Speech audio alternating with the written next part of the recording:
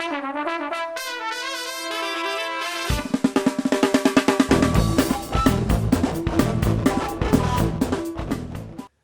back to another Boxscore Geeks show. The 76ers might be changing management. The Boston Celtics show the 76ers how it should be done.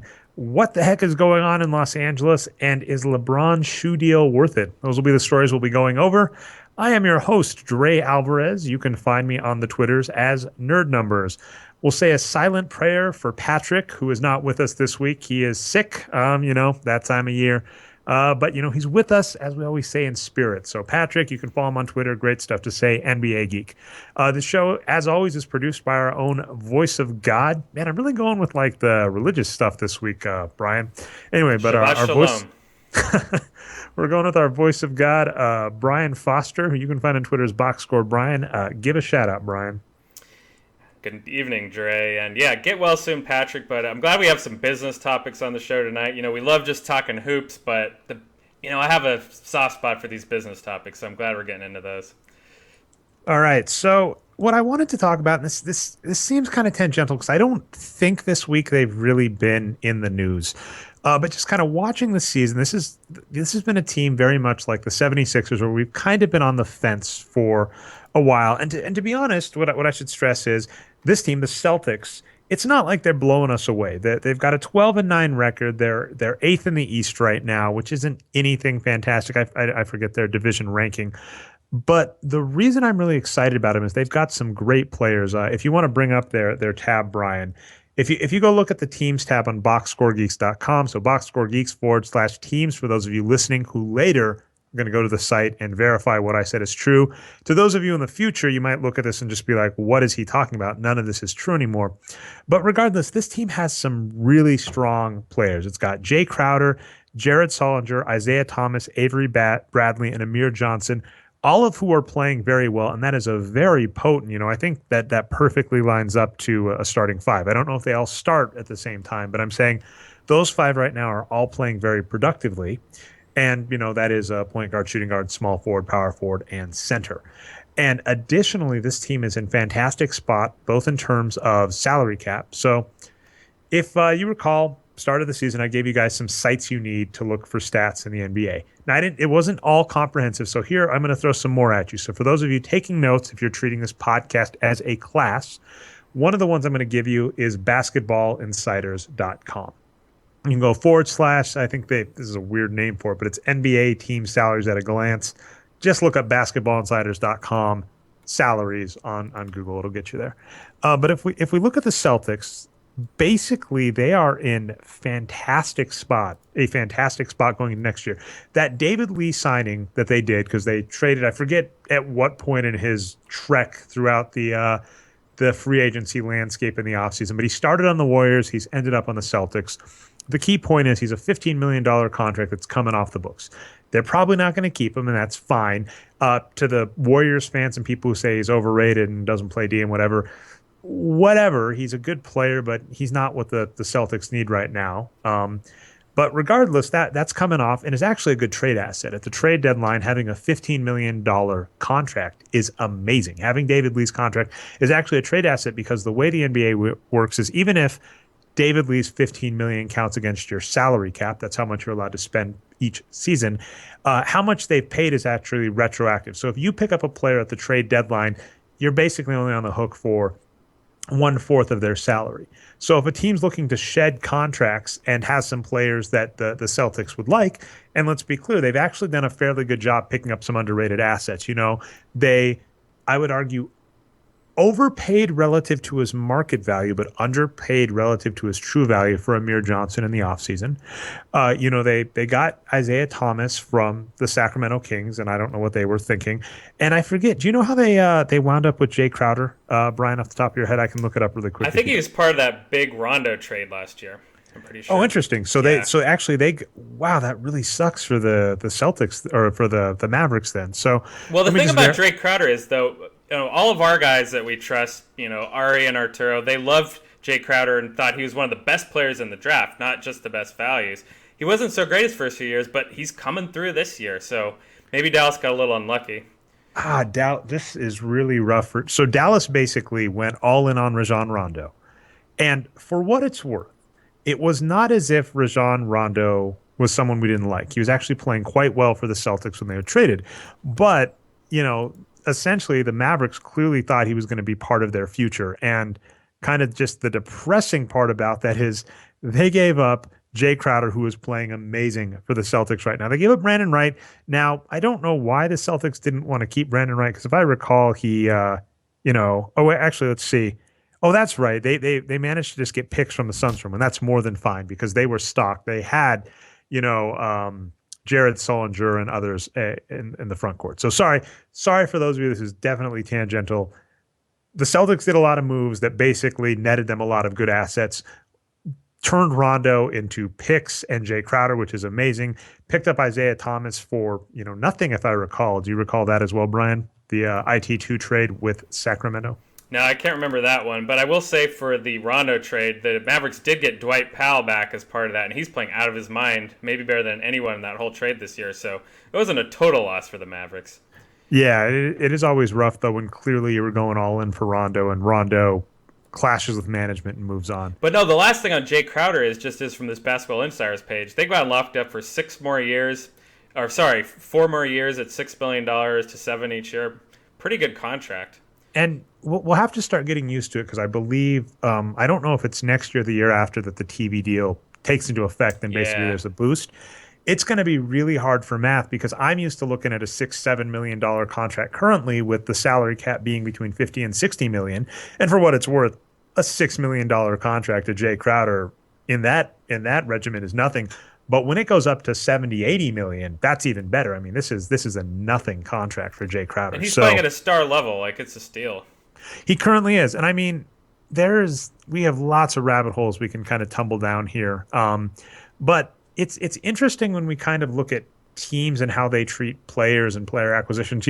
Jay Crowder was a solid prospect, and actually I'm going to try and look this up, Brian. So I'm going to try and walk with that. Multitask a little bit. Yeah, but I mean, I know he kind of got bounced up and down in the D League with the Mavericks. Actually, this is kind of confusing, which is, he played fine for the Mavericks as a rookie. He wasn't great. He wasn't a good player. So I'm looking at Jay Crowder's tab on the Boxscore Geeks. He played about 0.52 wins per 48 or 0.52. So half as good as an average player. According to the points over par metric, he's basically losing points for you on the floor because he's below average. But let's be clear. Rookies are not typically above average players. And I'm going to keep stressing that because we're going to talk the 76ers in a bit. You do not expect rookies to be productive as rookies. That sounds weird. I don't know. I said rookies twice. Sorry, Brian. But we don't expect that out of rookies. When you sign a player from the draft, what you are getting that is huge is you are getting a prospect for very little money that you have to one of the best deals. You have 2 checkpoints. So you sign someone in the first round, you get their first 2 years for basically nothing. Even if they're number 1 in the draft, they're basically a mid-level exception contract. So you get them for nothing for 2 years. Then if they're first round, you get their next 2 years, you get an option on their next 2 years. You just have to say, hey, I'm willing to pay him peanuts again. It's a moderate raise if you're like number 1 through number 3 in the draft, but it's still not much more than the mid-level exception. And then after all of that, you get their restricted free agent rights, which means if they get any offer in the NBA, yourself included, you are allowed to match that. So essentially, you have a player locked up, guaranteed for 4 years, and are guaranteed their next contract. And so one of two things happens with that next contract. Either they hate you and don't want to play for you, and they do actually. This is what happened with David Lee in New York. He didn't want to play for New York. New York didn't really want to give him the money. So David Lee says, you know what, I'm just going to opt out of this. And they said, well, no one's going to offer you anything because if they do, we're just going to match it. And if that happens, you're stuck with us. So David Lee agreed to a below average contract to play out that 5th year. But regardless, that means New York got him for a 5th season for below market value. And then, if they'd been smart during that year, they could have traded him away if they wanted to. So did they eventually do a sign and trade with the Warriors? I can't remember. Actually, yeah, let's take a look at what happened with David Lee. Sorry, this is going to be impossible for you to follow on. And I apologize to those of you listening along that might expect me to do notes. I'm probably not going to fill in the gaps in this notes because I candidly forgot how freaking complicated the situation in Boston is with all their contracts and stuff. might actually be very reminiscent of the 76ers. So, um, yeah, actually they got some pieces back. Nothing amazing, but some 2 second-round draft picks and some mediocre players. Anthony Randolph, I think I actually kind of like. So yeah, Yeah, that was the one basically, guy. but that's the point. If you sign a player in the draft lottery or the first round, you have such a great contract, but you basically accept that they're a young player and they're not going to be good probably for a couple seasons. And if they are, if they're Carl Anthony Towns or Kristaps Porzingis, or he just went down with injury, which is a shame because we really liked him. This might be, we might have our own Madden curse here, Brian. So kind of every year, if we kind of check in about a quarter of the way through the season, the last 2 seasons, we've loved a rookie. Last year, I believe it was Jabari Parker, and this Mm. year we didn't write an article or anything on it, but this year, Rondé Hollis Jefferson, I think I put him on my Boxscore Geek top 10 box scores of the week last week. Was like, I love this guy. I'm like, he has no hope of rookie of the year, but he's doing these deceptive things that make him productive. And what happens after that? He goes down. So we might have Is our he out own. for the season? Is that right? It's a bad injury. I don't know, but it's ankle, and those are always Yeah. rough. So Sorry, regard Rondé. yeah. But regardless, I mean, if you get a productive rookie, it's just icing on the cake, but you don't expect it. So the problem gets into, like, I don't understand teams giving up. And like, actually the Mavericks, I don't understand. I don't think they needed to include Jay Crowder for Rondo. I mean, I think that was Brandon Wright and picks. So that's a shame, but I mean, actually he's kind of perfectly following the age curve. And last season he played average for Boston or for Dallas and then played better for Boston and is now playing great. So, it's just icing on the cake. And I think teams sometimes give up on good looking prospects. Now, again, I want to stress, like, if you look at Jay Crowder, he played average for a rookie, average for a player, showed some improvement. That's a great trend. It's not like Andrea Bargnani or Darko Milicic, who's like terrible, Ooh. terrible, terrible, terrible. So, regardless, so the Celtics have picked up all these assets. I think we've taken you on a long trip down memory lane. Regardless, and they've picked up draft picks. And you kind of compare this to the 76ers. And the major, major difference, and this is kind of something we've already mentioned, is the Celtics didn't put all of their eggs in the lottery basket. The Celtics didn't say, "Hey, we've got two probably top five with how the Nets are playing, although they have kind of improved, but with how the Nets are playing, like, we've got two draft lottery picks, potentially really good ones coming up. We have no cap space, so we're just going to get these great rookies, and we're not going to have any cap space. It's going to be fantastic." They've been picking up productive players, and they've been picking up productive players. This is the key. It's like what Patrick always stresses, Brian, and you like, is I don't think they currently have a player to a bad long-term deal, and that is important. Obviously, David Lee is not an ideal contract, especially since he's not the future. But obviously, their goal with him was get some draft picks and clear up some cap space going into next season. So coming into next season, the Celtics stand a good chance of being a salary cap team with a top prospect with lots of cap space to attract free agents to a big market, and kind of a legacy market, right? The Celtics are a dynasty team, which is a big deal. So they are in fantastic shape. And I just kind of compared that to the 76ers and went, wow, what's the major difference? And like I said, we kind of just haphazardly went through it, but it's they did attempt to game the draft, but they did something important that Patrick said, is it's if you're hoping the draft lottery is going to save you, you really only control your own first round pick. That's really the only major asset you have, and that requires you losing games and trying to place yourself on this lottery. And let's stress, if you have an analytics squad and they're trying to convince you that tanking is a good idea, it's really hard, because even in the best case scenario this season, the 76ers are going to have a 25% chance. I'm assuming it's Simmons, I believe the player's name is. That's going to be, I think it's LSU. Yeah, he's been playing out of his mind, I think. Is it Ben And Simmons? I've been watching college basketball. Sorry, guys. I haven't at all, but I see it is Ben Simmons. And Okay. if I'm mistaken, LSU is where Shaq went to school, isn't it? Correct. All The right. So Bayou Bengals. could be the next Shaq. But, regardless, they have a 25% chance, and in every loss kind of only marginally improves your odds at that, right? Like, if you're a really horrible team, you have like a 10% chance. And, I'll try and look this up while I'm talking. Wikipedia's got a really good article on it. But, essentially, you can't really expect to majorly move that dial. And even in the best case scenario, right?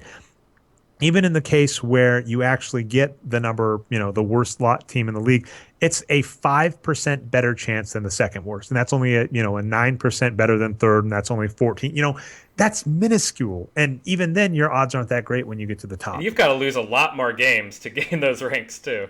And the question you have to ask, so I don't actually mind the idea of tanking if you already know you're out. But the question you have to ask yourself is at what cost? So, for instance, we're going to talk the Lakers a little more, and the Lakers and the 76ers. I mean, I don't know what's left of their fan base. The Lakers are kind of lucky in that they have the most championships for a contemporary NBA team. The Celtics beat them, but that's when you include their titles from, the 8 team NBA back in the day where Bill Russell's Celtics, I think, won 9 of 10 or whatever. I think he won 11 total, right, if I'm mistaken, but basically that's where most of their rings come from. The Lakers have had multiple three-peats in recent history. So obviously, we're actually just one three-peat. Sorry, they've had 2 back-to-backs and a three-peat. Apologies. So the Lakers have a lot You of edge. Kobe hater. How dare you, Dre? Forget I about am the a Kobe hater. We'll championships. talk about that in a bit. But regardless, the Lakers have an edge in that they're in the second biggest market behind New York. They are still a fairly storied franchise and they have a lot of money. So no matter how bad the Lakers are doing, it's not scorched earth. A few moves turn them around. And the 76ers are a similar, Philadelphia is actually a big market and their history isn't as storied, right? I think they've always been kind of that team that's been close to great and never really put together a dynasty, even Dr. J. But both teams have kind of gone with scorch it to the ground, and that means you're going to have to rebuild your fan base because you cannot tell me with a straight face there is any new, that's the key word, any new fan of the Lakers or 76ers based on the last 3 seasons. How could you be? How could you like watching these teams? I mean, the 76ers just got blown out by what, 51 to the Spurs backups. So, Yeah. geez. All right. So, regardless, comparing the Celtics to the 76ers, we've talked this a lot. The 76ers put all their eggs in the lottery basket. And literally, I'll give them bad luck, but they're not seeing stuff too far outside the realm of possibility. They're seeing Nerlens Noel and Embiid deal with injuries. They're seeing Jahlil Okafor deal with maturity and age problems. They're seeing Embiid, again, apologies, deal with, not wanting to, practice or do what's required. None of what they are seeing is that outside of the realm of what we'd expect. And so that's why I wanted to talk the Boston Celtics a bit and basically say this is a team that kind of put everything together, and it's what the 76ers should have been doing. Yes, go for the lottery. Yes, stockpile draft picks, but also pick up underrated talent like Isaiah Thomas from the Kings, like Amir Johnson in free agency. They've got Jared Sullinger at 3.2 million. He's playing at a star level. And he was a 18 draft. rebounds He was a smart draft pick, right? If I recall. They've retained him. I want to say they trade for him on draft day or something like that, but they've had him, and yeah, he's been great at that price. I recall some people were very excited on that draft day. So I mean, he was picked number 21, and geez, how did he drop that low? Because I think if I recall, again, I'm not going to do the notes, but I think we do have the draft predictions for that year or whatever. But we liked them. So regardless, they've kind of done everything. The Celtics have shown what you need to do if you can't luck into a star, because the Cleveland Cavalier model is very easy. The Cleveland Cavalier, the Miami Heat, the Los Angeles Lakers, and the Boston Celtics. So that's another model, and it's very successful in NBA history, which is just grab 2 top free agents and make your team, right? So the Lakers are like, well, if you're going to give us Pau Gasol and let us re-sign Kobe, all right, we'll win. The Boston Celtics go, fine. If you're going to give us Kevin Garnett and Ray Allen, fine, we'll win. The Miami Heat go, fine. If you're going to give us Chris Bosh and LeBron James, fine, we'll win. The Cleveland Cavaliers go, fine. If LeBron James and Kevin Love both agree to come to us, we'll win. Obviously, you look for that. But if you can't get that, that's when you start trying. And by the way, I feel so bad. A few weeks ago, I mentioned this and I used the wrong word. So I was talking about the book, The Extra 2%. And I said triage. Triage is like when you're going to a place and they kind of route you appropriately. So if you're going to the emergency room, triage is where they try and determine how beat up you are. And if you need to go see a doctor now, if you go sit in the waiting room for 3 hours. The word I was looking for, which was arbitrage, which is you underspend for good assets, and it's the Warren Buffett thing. sell high, buy low. And, that's essentially what the Celtics have done. All of the assets they picked up, Jay Crowder, Isaiah Thomas, Jared Sullinger. I forget how they got Avery Bradley, but he's been playing well too. And I believe he's one of those players where we like his production, but then of course everybody says his defense is really good too. So if that's true, then he's even better than we think. But I forget how they picked up Avery Bradley, but I think he was a draft pick or a draft day trade, something like that. And he's been on them for a while, so Yeah. regardless. And yeah, you're right. He was drafted number 19 by them. So anyway, they did all of that. And that's how you put together a good squad. And the advantage of this is if any one of these busted, if Amir Johnson doesn't play well, even though he looked good last season, if Isaiah Thomas doesn't play well, even though he looked good last season, if Sullinger, and who's the other draft pick? Crowder don't pan out. You're not in trouble. When you put all your eggs into, let's ask 5 really young players to develop really quickly and be awesome, that's when you're in trouble. And so, like I said, the Celtics versus the 76ers, it's kind of black and white. Now, I want to bring up one important thing, and I think this is actually really important just in general when it comes to talking about NBA teams. I think the Celtics are currently in a great spot. Obviously, they've got a fantastic starting 5. I don't. And sorry to cut in, but I have this Basketball Insiders page up right now, and you're right about the salary cap. They've got 57.9 on the books next year, but the year after just 38 million. So they've really set themselves up. Sorry. Well, go and ahead. 57.9 is like including all the options. That's the and stuff, inclusive, right? Guaranteed, just 33.9. Mm-hmm. Yeah, and I mean they're in fantastic spots. So, but regardless, I think they are in a fantastic spot. But what's worth remembering is that earlier this year we were looking at them shaking our heads because in the draft, the Charlotte Bobcats held the number 9 pick.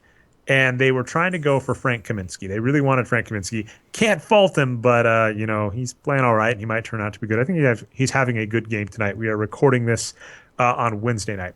Anyway, but the like word around the campfire draft day is they like went up and said, "Hey, Charlotte, we will offer you 6 draft picks." They have a bunch stockpiled, including multiple first round. We'll offer you multiple first-round draft picks. One of them could have been the Nets one, right? We'll offer you multiple first-round. We really want Justice Winslow, or we really want your number 9 pick, which they wanted to put on. Is it Justice or Justice? I always say it Justice in my head. I think I've heard Justice, though. I believe it's Justice, but it'd be cool if it was Justice. Okay, apologies, Justice Winslow. Got a great career in a cop show after his NBA career is done. But anyway, so Justice Winslow, they wanted to spend all of it, and they didn't. Luckily, they didn't get it. Luckily, that didn't go through, and now they're in an even better spot. And who knows if Justice will turn out great, but he was not worth that price tag. But what's important about that, and I think it's really easy for people to overlook, is as a quant, it is really, really easy for me to say, "Wow, this management is bad," or "Wow, this management is good," and to kind of ignore behavioral psychology. It's one of we love this on the site. We love behavioral psychology. I don't think we've written an article dedicated to like a behavioral psychology concept in a while, but Patrick back in the day was bringing up Daniel Kahneman and stuff. Oh yeah, regularly. But regardless, a book that I think I mention every couple of weeks, Brian, is called Willful Blindness, and the author mentions that one thing that really hinders kind of cognitive ability is lack of sleep. And what actually happens, it doesn't necessarily limit you in the way you think. What happens is you become very tunnel vision. Anybody who's pulled an all-nighter kind of recognizes, I've got to get this paper done. I've got to get this, I've got to get this math homework in. I've got to finish my thesis, whatever. You get tunnel vision, and basically your brain kind of shuts down the ability to think holistically and gets very task-oriented. You realize I should be doing this and not thinking kind of high term. I think I quote How I Met Your Mother quite a lot in the show, but there's an episode where one of the characters is like shaved his head and he's going to a wedding and they've got to fix it. And they're trying to think of what to do. They're like, and at one point they make a joke. They said, authentic Native American headdress. And then his wife comes up and is like, we just need a hat. Just get a hat to cover your hair. And they're like, they look at each other and go, we thought of Native American headdress before hat. Well, they're very pressured. And when we get stressed out, when we lose sleep, when lots of this stuff happens, we kind of get very tunnel focused and don't think big picture. And I think the draft and trades are a great example of all of that coming together, where there's a deadline, right? You need to get that number 9 pick. If you don't get that number 9 pick by, they give each team however many minutes to make their selection. If we don't get this deal done by X, it goes through. You're probably sleep deprived because all of your analysts have been staying up, making sure all their spreadsheets and stuff are ready. Unless you're the Kings, then you're not ready for your draft pick good jobs, Kings. Have we said how much we love you as an organization? Anyway, the point being, there were a lot of things about that situation that are not uncommon even in big companies. We look at the NBA and we kind of call it a billionaire's train set. That's what my typical metaphor. Because it's not a real business. I'm sorry. There is nothing real, there's no business that would run like the NBA. The draft is a stupid thing that any real business would have gotten rid of a long time ago. But regardless, a lot of even smart front offices fall prey to freaking out, losing sleep, getting really invested in something. This is what eBay preys on. You go to eBay. Do people still use eBay? I forget, Brian. I think Buy It Now kind of killed it. But so the auction site, you go to an auction site and you're like, wow, I could get that really cool custom Ganondorf figure. I actually just bought this Buy It Now on Amazon. I didn't even bother. But you could get that for $15. And you're like, well, it's retail value of 20, so that's a great deal.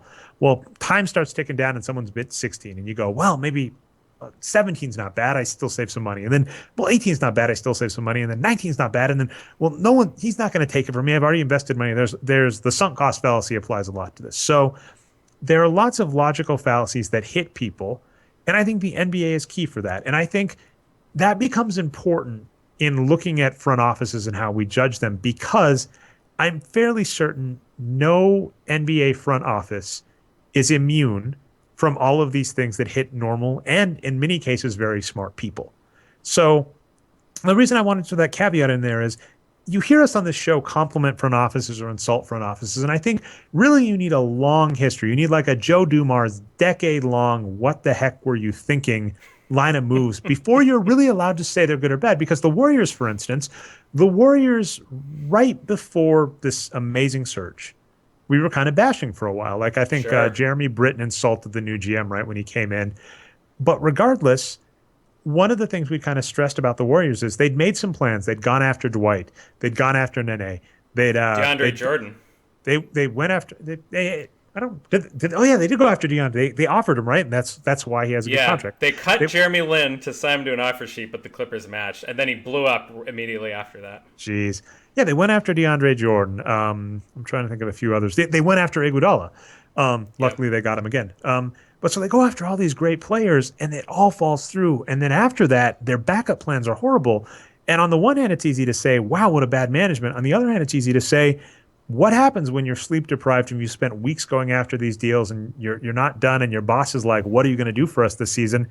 So, sorry, that was a really long rant, but the thesis of it is it's really hard to grade NBA front offices as 100% good, 100% bad, because they all fall prey to many logical fallacies that we see all over the place. And so basically, we love where the Celtics are at now. We love the moves they've done recently. And basically, they can thank their lucky stars that Michael Jordan was so in love with Frank Kaminsky. And as a result, they're in a great space moving forward. So as long as they keep their head come next draft day, they're in a great spot and they're what we want.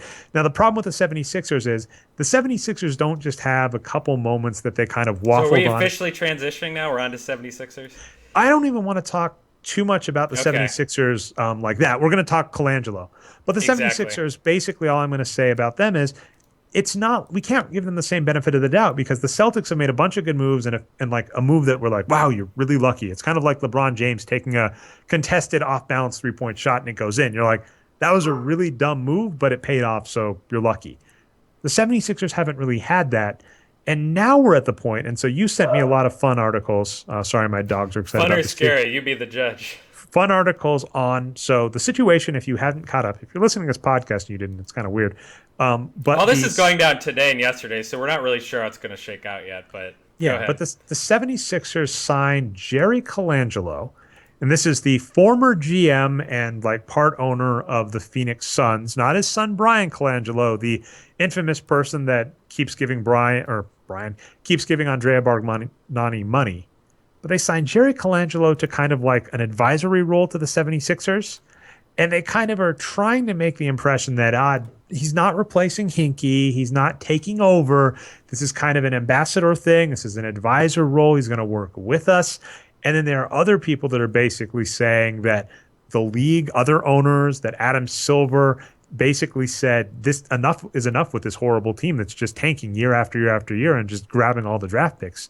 You got to do something. And that there is a theory. I think I saw an article that said something like Colangelo's signing pretty much means Hinkie is fired. So we're in an interesting position there. And I'd actually like to get your thoughts on what you think this means, because this is like a 70, 80-year-old guy that hasn't really been active in decision making in the NBA for like a decade, that's kind of coming to help a team that's in a lot of trouble.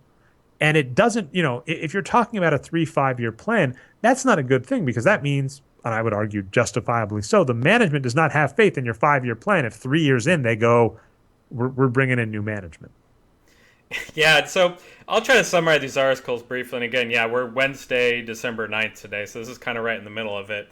But yeah, so this CBS article, well, quoting ESPN Brian Windhorst, so I guess it's really ESPN, but it says since the summer of 2014, NBA owners have been lobbying the league's front office to step in with regards to the direction of the 76ers. Basically, that Adam Silver stepped in and made this move. So then, yeah, yesterday they're saying, he's just coming in. But then, yeah, there another report. It's clear that Sam Hinkie has been fired and Colangelo's going to take over. Jerry, that is. But he'll also probably bring in his son, Brian, as well. Like you said, Jerry's old. He's not even moving to Philadelphia. He's going to manage it from Arizona, I believe is what they said. So, yeah, it's kind of crazy. And, okay, here we also have a third article. Rick Bucher on Bleacher Report saying that, no, it may not have been because the owners forced Silver to step in. It's because the team was embarrassed over Hinkie's mishandling of Embiid and Okafor's off-the-court issues, and they need, let's see, what's the exact phrase they use here? Let me bring this up. Well, they need someone to talk to the media and quell the issues that were going on. So this is just like a crazy, spewing of different stuff. Like, who knows what really happens? Maybe it's a little of all the above. We'll see in the coming days what happened. But what I was saying before the show is, for the 76ers fans, they're just getting the worst ends of it on both sides. So the past few years, the team's been terrible. They've been building up assets, at least in a smart way. That's what we've liked about Hinkie. What we haven't liked is he hasn't been bringing in, good value veterans to supplement these young players, right? So he hasn't been trying to win at all when he could have been while still building up assets.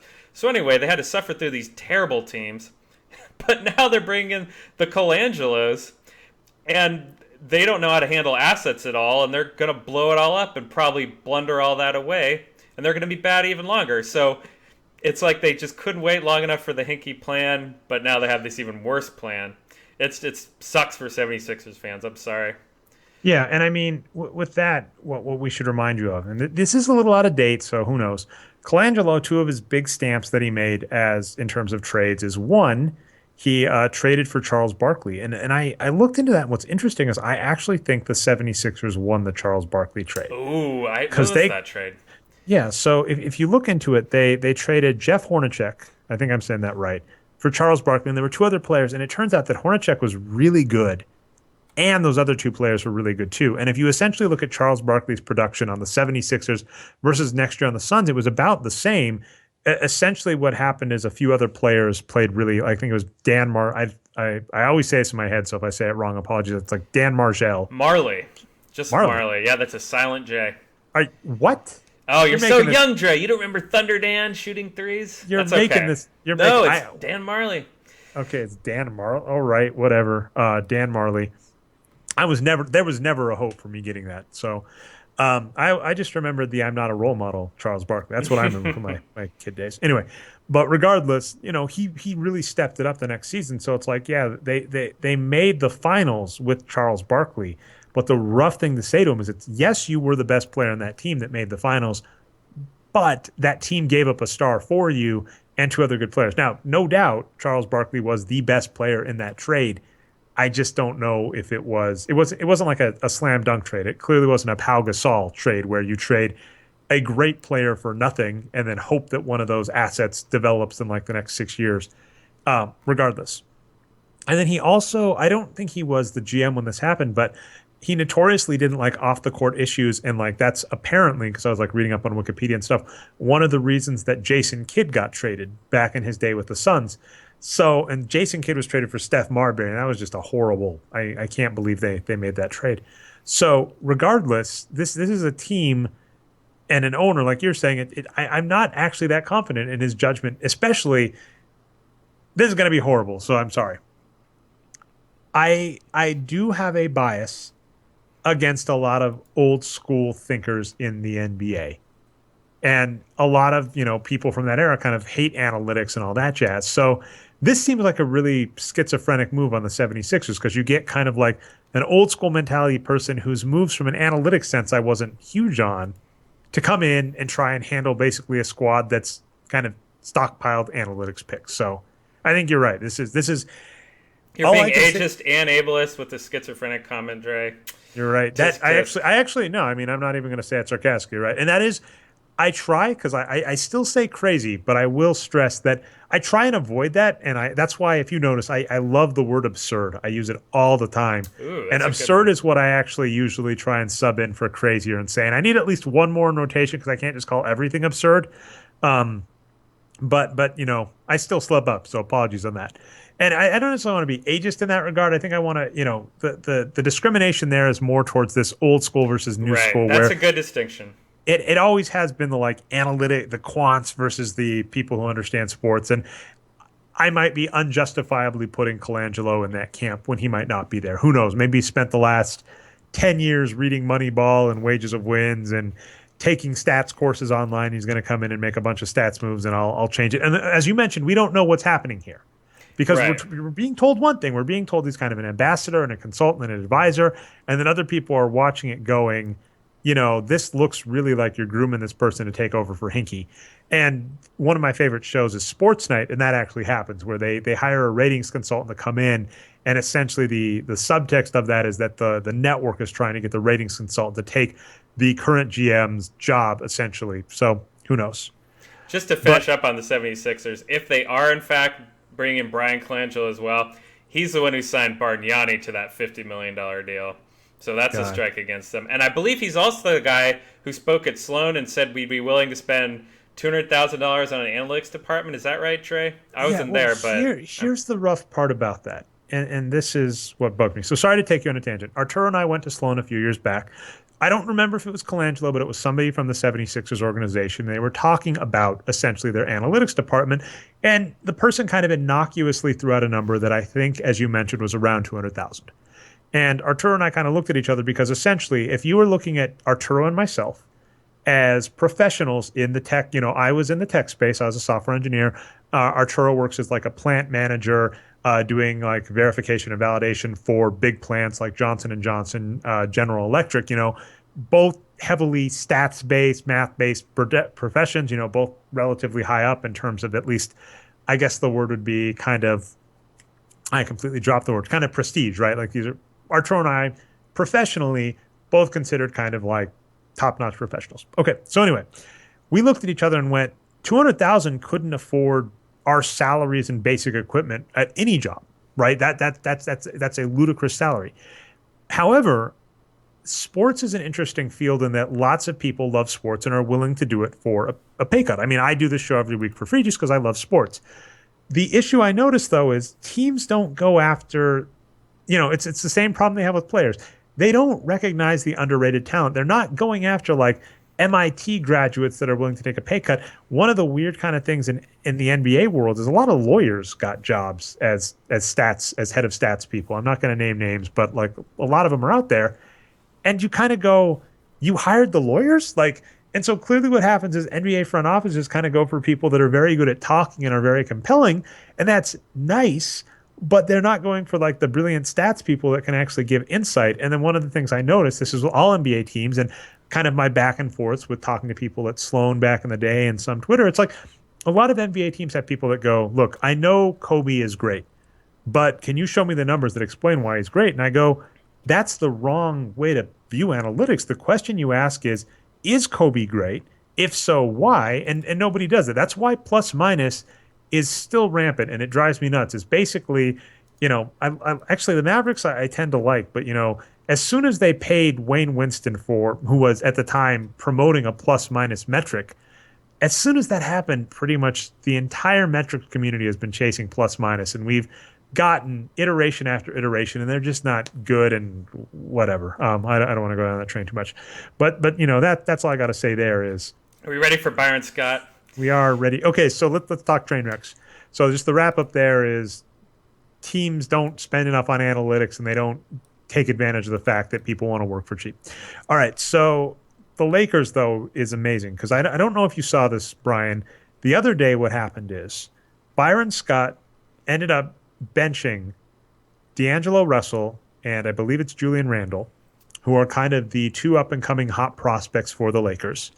He said he was benching them because he needed to make a change because the Lakers are doing so horribly. Same game, Kobe Bryant goes out and starts again. Here's a fun stat. I don't. It might not be true tonight. Kobe might manage to overcome it. But going into tonight's game, Kobe Bryant had played 18 games this season. Kobe Bryant, taking a page out of Steph Curry's book, really loves 3-point shots. He's taken at least 4 3-point shots a game every game he's suited up for this season. And the final nail in the coffin there, and he gets to add to it, although not the right way. So tonight, Kobe Bryant shot 1 for 2 from 3. What this ends up doing for Kobe Bryant, Brian, is this is only the 4th game this season Kobe Bryant has shot better than 25% from 3. And as I mentioned, he's taking at least 4 shots a game. So, and tonight he's shooting 50% from 3, but guess what? He shot 5 for 13, and that gives him 11 points. And they are losing this game. They are losing a very close game to the Timberwolves. They're losing by 4 in the final stretch. It's needless to say that Kobe helped the Timberwolves win this game. And by the way, let's give Karl Anthony Towns some credit. 26 points, 14 rebound game. Go Towns. We like that guy. All right, so the weird thing is Byron Scott is benching his young players and still rolling out Kobe. And, let's see. I accidentally closed it, Brian, but I'm just going to read. I don't want to go too in-depth in any of these articles, but I just want to read. I can read through them if you want. Yeah, read the compilation of article titles you got when you research Byron Scott. So just for some context here, Drake, you threw out this topic earlier today before the show. Byron Scott's amazing manager. And it's like, this is interesting. I'm just going to go on Deadspin and just do a search of Byron Scott just to kind of get a little sample of his recent shenanigans.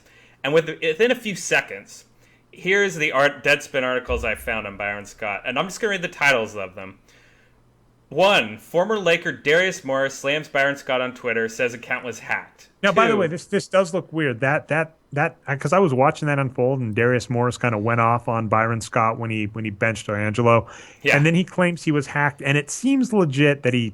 Some people agree that he's hacked. So I don't know. I haven't followed up if he was legitimately hacked. But whoever had control of Darius Morris's account said some brilliant stuff, and it was fun to look at. Yeah, we'll have the link. And even if he removed him from his Twitter account, rest assured the internet, it lasts forever. So that stuff is out there. All right, so article number 2. And again, I spent like 10 seconds searching for this.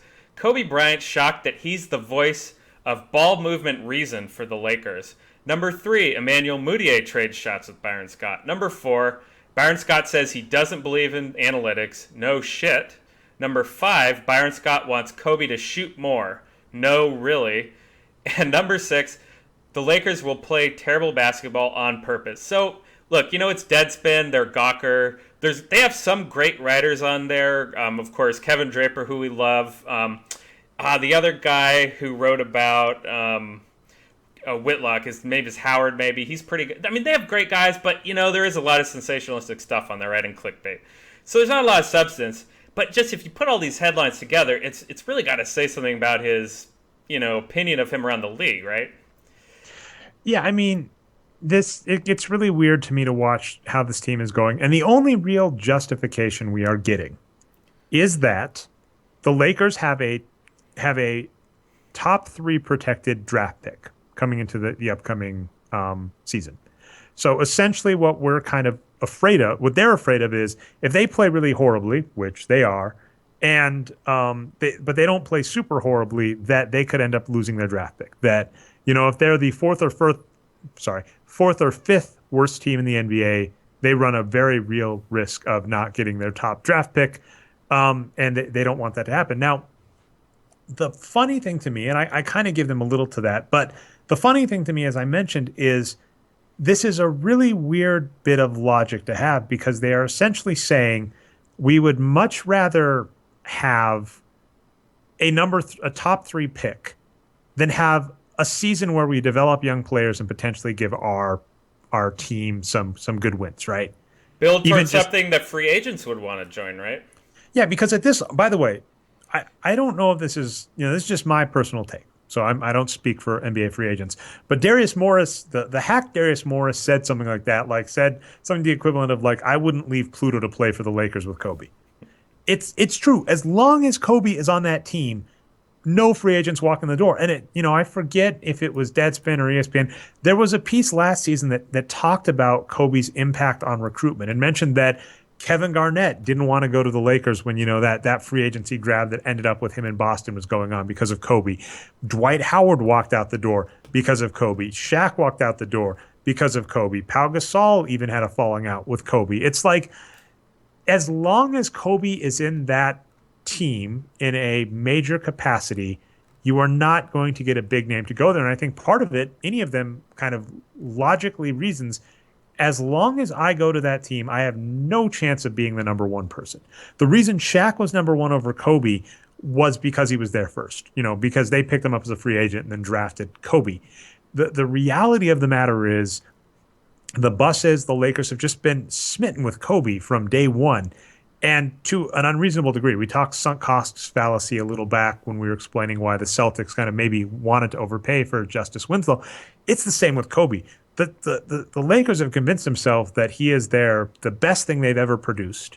And this sounds kind of weird, but I think like him and Magic, I think part of the reason they might like them so much over players like Kareem or Wilt in their history is they drafted them and developed them. Kareem and Wilt, they had to buy, right? That's kind of the stigma. By the way, this is all just me hypothesizing. There's nothing guaranteed here.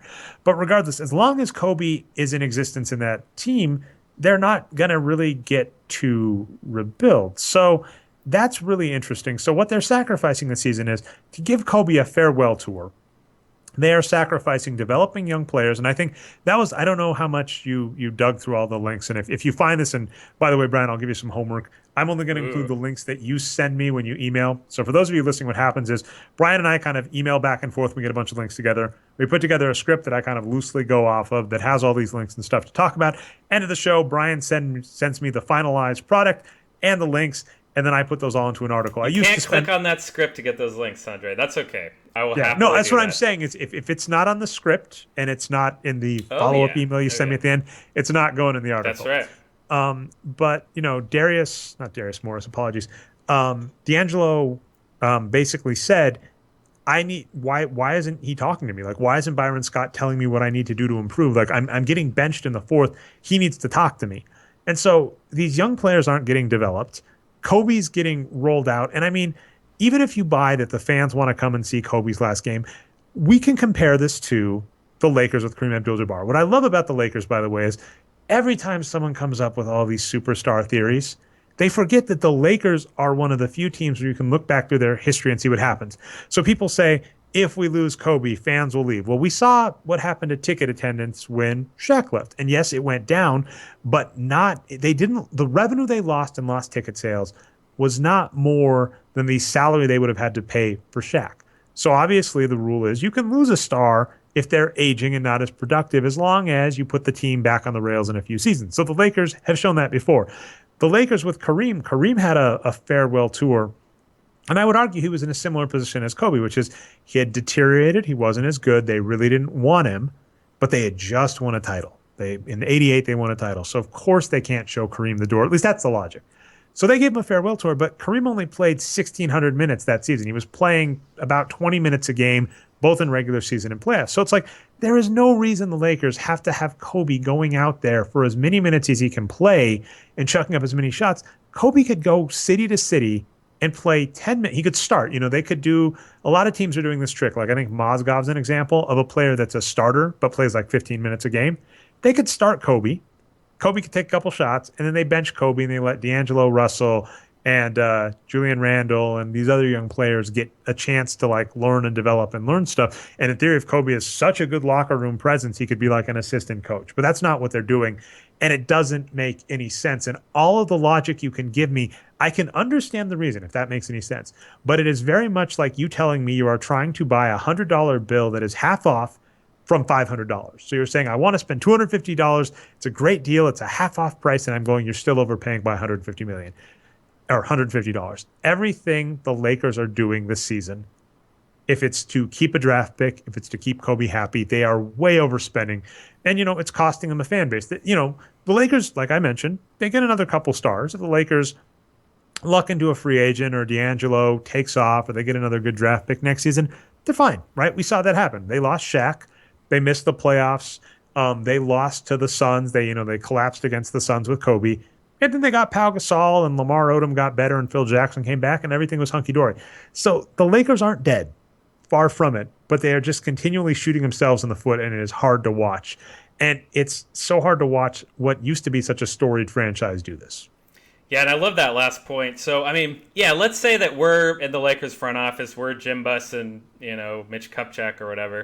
And we're like, yeah, okay, we're not very good this year. Maybe we're going to tank a little bit, but sure, let's give the fans what they want. Let's sell some tickets. We'll roll Kobe out there and, yeah, make some more money, right? But it's a fallacy. That's back from Wages that Wins. Stars don't sell tickets as much as winning does.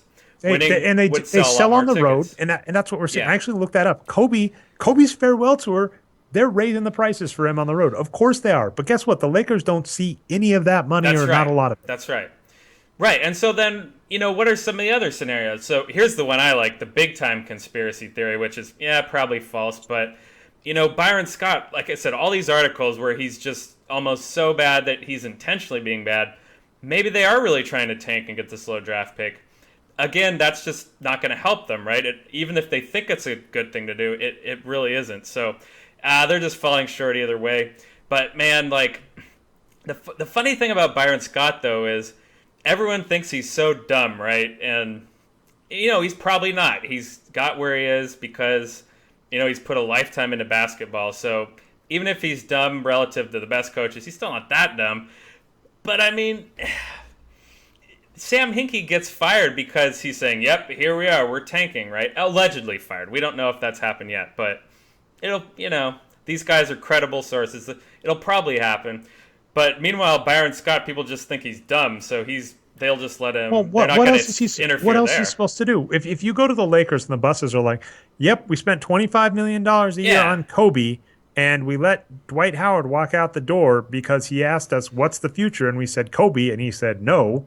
So they basically sided with Kobe instead of Dwight Howard. As the coach, it's we've said this a lot. Coaches don't coach to win. They coach to keep their jobs. And if you were on the Lakers right now, it is very clear that Kobe is untouchable and you have to do whatever it takes to keep Kobe happy. So that's the thing. The fact that Byron Scott even felt the need to come out and say, we're 3-17. We have to make a change. That's why I put it. He threw the rookies under the bench. And yes, the rookies aren't playing great. We mentioned that. D'Angelo Russell isn't playing great. I think Randall's actually playing quite well, though. They're playing, okay for young guys. They're playing fine. Maybe they don't want to give him Moutier minutes, but they probably shouldn't bench him either. But all I'm saying is his logic, he threw the rookies under the bus, and it's like, yes, they are playing bad. I'll give it to you. But they're rookies. You expect them to play bad. They need time to develop. Yeah. The big anchor on your neck is Kobe. All right. By the way, I made a mistake and was not paying attention to minutes. Oh, yeah, we're way over time. We're going to go an hour because I think I was going to say 45 minutes, and I looked. But no, all I'm trying to say on that, though, is it's like the 76ers, we don't think they're necessarily being smart, but the perception is they're smart tanking. But then the Lakers, the perception is they're just dumb tanking. So they get a pass because they're dumb and the 76ers don't. That's just weird to me. I don't know. No, tanking is a stupid strategy. Let's just get that out of the way. That's if you have an analytics squad, and like I mentioned, all you are going to do is move the dial in 5% increments and at the cost of many lost games to maybe get a player that might be good but will probably not pan out. That is tanking. And so that's why you need to be doing other stuff, and that's why you do not give up wins now if they are underpriced for the hope of wins later. But anyway. All right, sorry. I do want to talk one last thing before we get to shout-outs, Brian, and that is the LeBron shoe deal. And that's in part because Dave Barry did a great interview on Bloomberg Radio. We'll give you the link in the show notes. But essentially what he said is it's very odd that Nike is signing LeBron James to the shoe deal now. I believe he was at about $30 million a year. I think they said something like a $400 million. I think that's the number I've heard thrown around, but don't quote me. $400 million lifetime shoe deal, essentially. Which, if you're looking at, he's basically going to be getting more money than he was currently getting year to year with this re-up. And what Dave mentioned, and Dave wrote a piece for Vice Sports a few years back, is LeBron James is aging. LeBron James, by the way, is still one of the top players in the NBA, but it's you don't have to be super smart. He is not as good as he was in his prime. So LeBron James right now, I think, is like a top 20 player, but he's like 2 to 3 times as good as an average player. In his prime, he was like 4. So he's just not the same Bron we've seen in the past. And he's also had injury concerns the last couple seasons. So it's like we really shouldn't expect LeBron to get better. And they can get a ring, but it's going to be harder and harder for LeBron to get a ring. And it's the same problem as Kobe. LeBron James's salary is going to stay where it's at until he is done.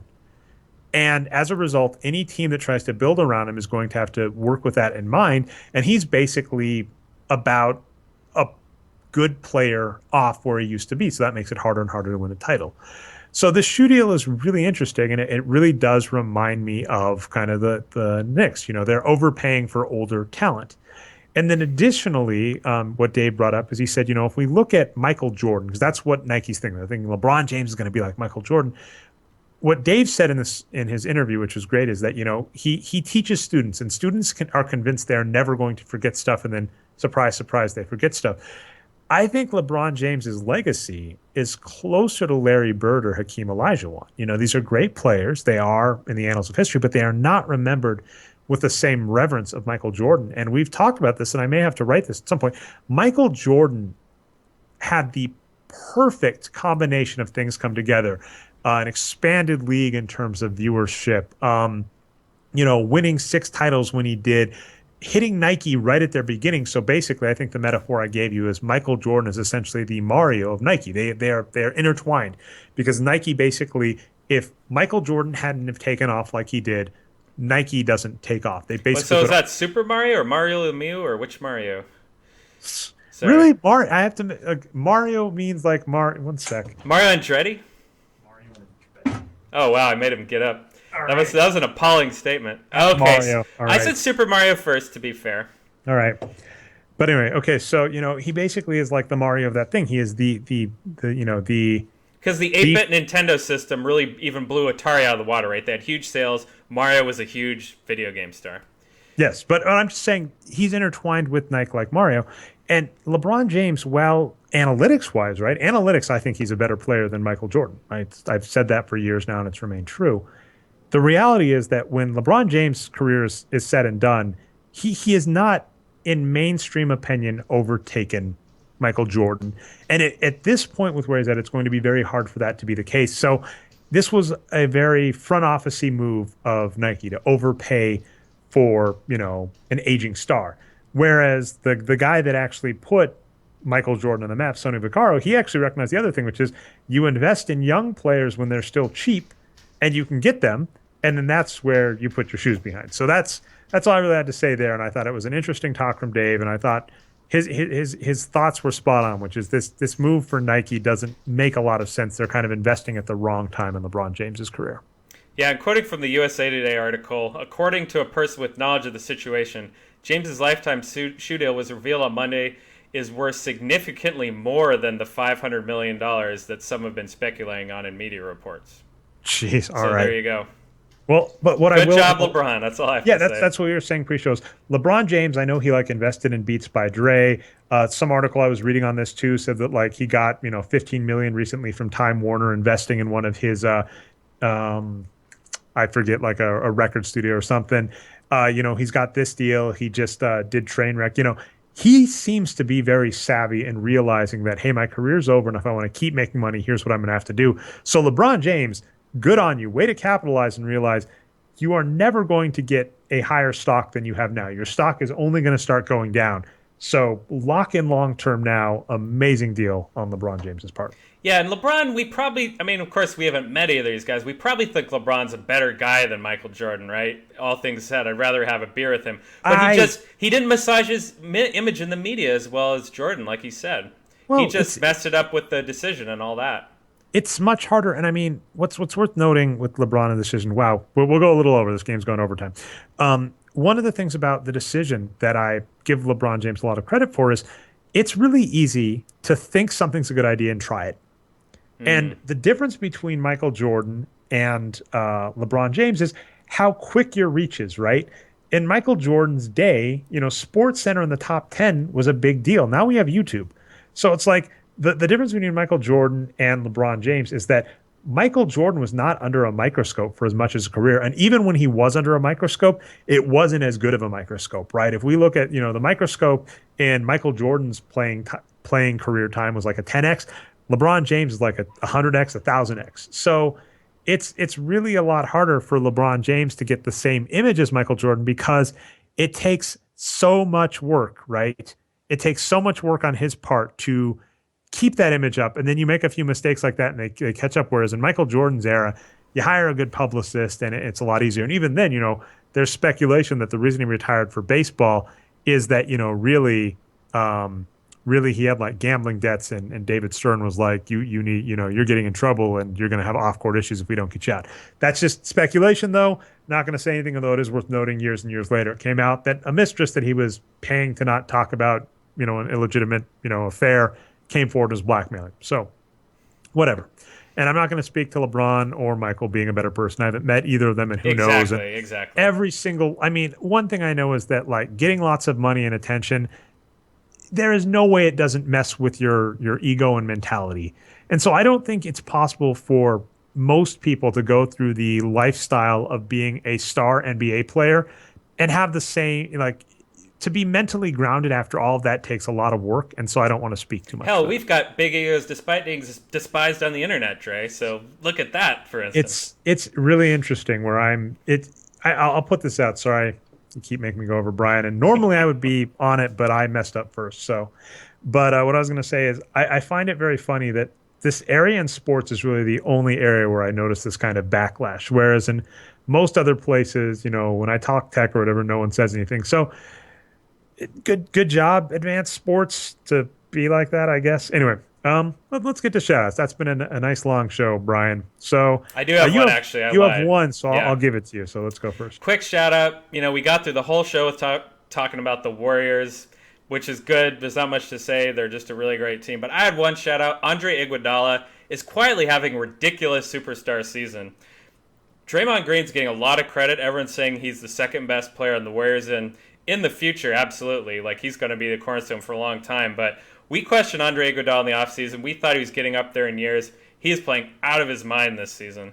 He is the perfect role player, and that is in theory what you should be doing. If you have a player good at certain thing that is good at things and he shouldn't be taking 20 shots a game. So he's not. And that's what I love. And the fact that people say, well, how can you say he's a star? It's like a player that does everything they are supposed to and does it exceptionally well is my definition of a star.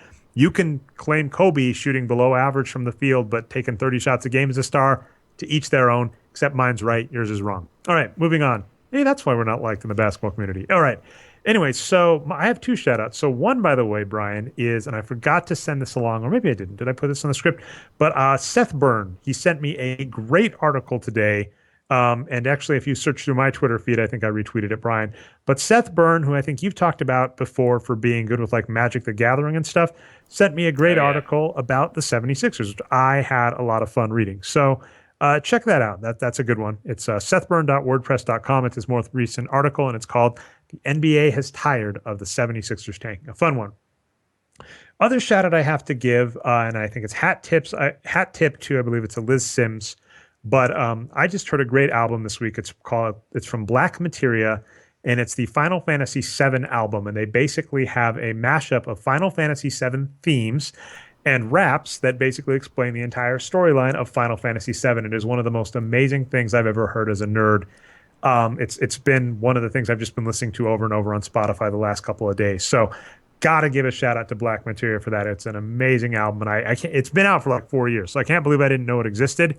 But now that I do, it's amazing. And there's a Final Fantasy VII remake coming out, I believe. That was what spurred it. So there was all this okay. news based on the gameplay footage of Final Fantasy VII, the remake, and then someone said, by the way, if you haven't heard of this, and I believe as Liz Sims said that, and I looked it up, I was like, oh my god, this is remarkable. All right. So anyway, that's our double overtime show. Sorry for going long, but anyway, this has been the Boxscore Geek Show. You can find us on boxscoregeeks.com. And if you want to, subscribe regularly, we are on iTunes and Stitcher as The Boxscore Geeks Show. Subscribe, upvote, helps us out. We go live every week on twitch.tv/nerd numbers. We don't exactly know the time, so you have to follow myself, Patrick, or Brian. That's Nerd Numbers, NBA Geek, or Boxscore Brian on Twitter. Don't worry, we always tweet out when we're going live. It's usually Tuesday or Wednesday at 9:30 p.m. Eastern Standard Time. If you missed the live show, you can find us on channel Nerd Numbers on YouTube. We always put the recorded shows up. And then finally, I do a weekly column called the Boxscore Geeks Top 10. If you tweet at me, #BSG Top 10, any good box scores, primarily basketball, but I have been including football. And if someone sends me like a crazy soccer one, I'd be happy to put it up too. Send those to me. Those typically go live Monday. Thanks so much. And with that, we'll see you next week.